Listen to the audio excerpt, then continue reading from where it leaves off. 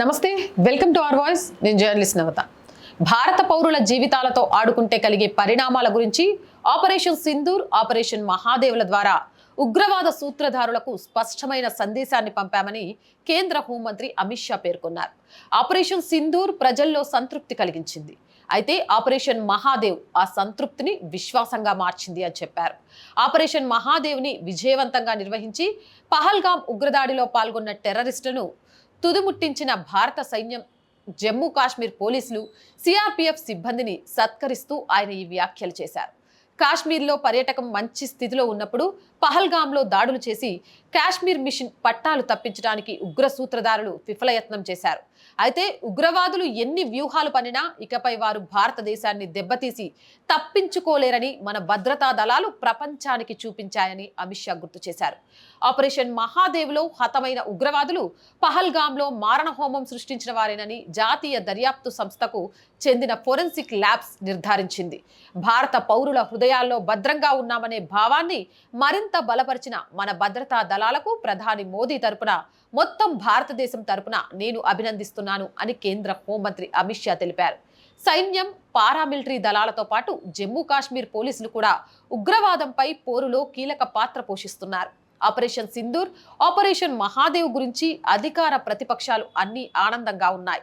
ప్రతి ఒక్కరూ భద్రతా దళాలకు కృతజ్ఞత తెలిపారు.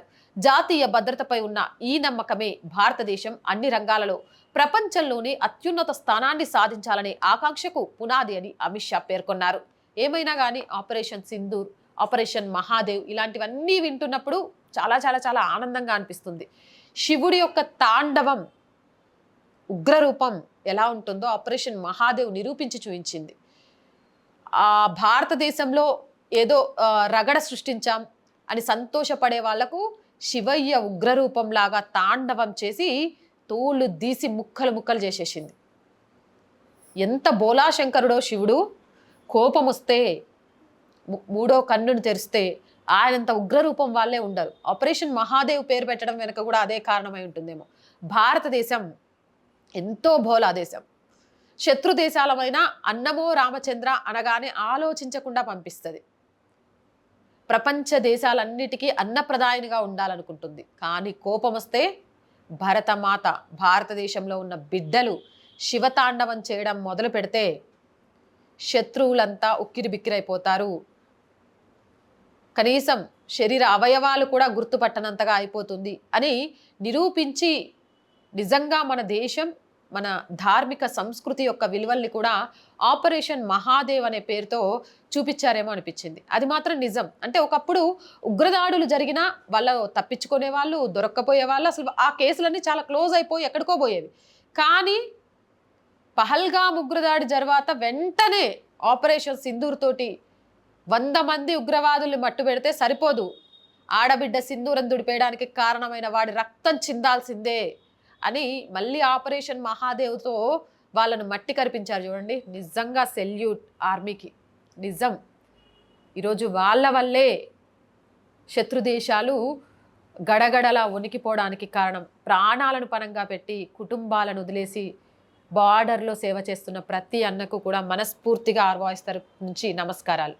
మరి మీరు కూడా వాళ్ళకు కృతజ్ఞతలు తెలుపుకోవాలనుకుంటున్నారా? కామెంట్ సెక్షన్లో పెట్టేయండి. మోర్ వీడియోస్ కోసం ఛానల్ని వెంటనే సబ్స్క్రైబ్ చేయండి.